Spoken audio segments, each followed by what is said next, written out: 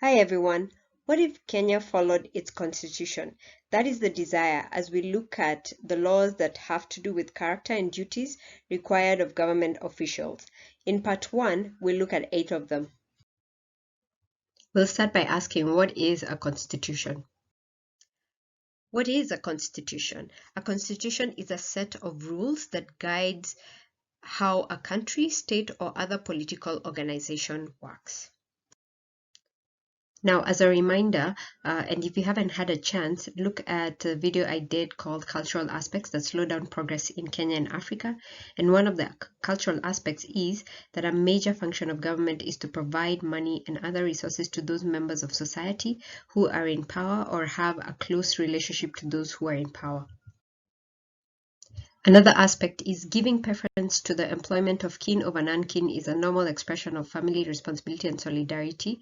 Personal, family, or private interests are placed before larger organizational or public interest.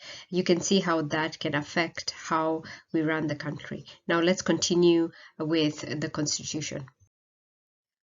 Our Constitution starts off with something called preamble, which is defined as an introduction to a document that describes the document's purpose. The word comes from pre, meaning before, and able, meaning walk. The Constitution of Kenya, the preamble, it says, it's committed to nurturing and protecting the well-being of the individual, the family, communities, and the nation. It's recognizing the aspirations of all Kenyans for a government based on the essential values of human rights, equality, freedom, democracy, social justice, and the rule of law. All sovereign power belongs to the people of Kenya and shall be exercised only in accordance with this constitution. The people may exercise their sovereign power either directly or through their democratically elected representatives.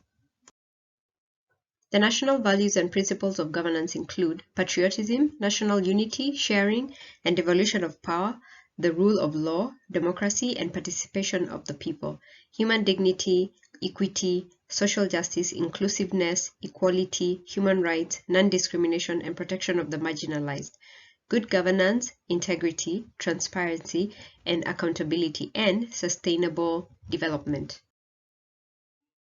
There's something called the Bill of Rights. Now, a Bill of Rights, sometimes called a Declaration of Rights or a Charter of Rights, is a list of the most important rights to the citizens of a country. The purpose is to protect those rights against infringement from public officials and private citizens.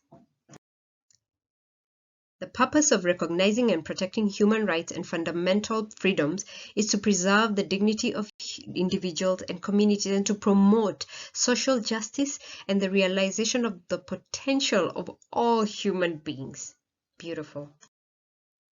Implementation of rights and fundamental freedoms. All state organs and all public officers have the duty to address the needs of vulnerable groups within society, including women, older members of society, persons with disabilities, children, youth, members of minority or marginalized communities, and members of particular ethnic, religious, or cultural communities. Economic and social rights. Every person has the right to the highest attainable standard of health, wow, which includes the right to health care services, including reproductive health care, to accessible and adequate housing, and to reasonable standards of sanitation, to be free from hunger, and to have adequate food of acceptable quality, to clean and safe water in adequate quantities, to social security, and to education. A person shall not be denied emergency medical treatment. The state shall provide appropriate social security to persons who are unable to support themselves and their dependents. Consumer rights. Consumers have the right to goods and services of reasonable quality, to the information necessary for them to gain full benefit from goods and services, to the protection of their health, safety, and economic interests.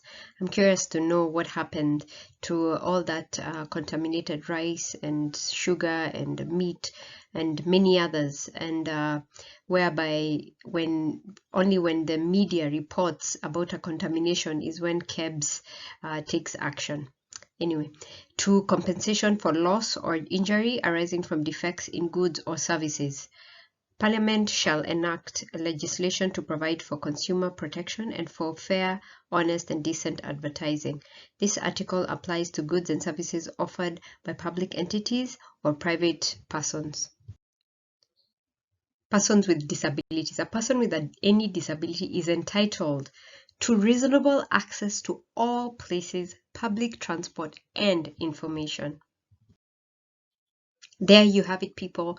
That is the first part of If Kenya Followed Its Constitution. What do you think about those, just the ones I've mentioned, and how amazing they are in the Constitution in terms of protection of the rights of people of Kenya?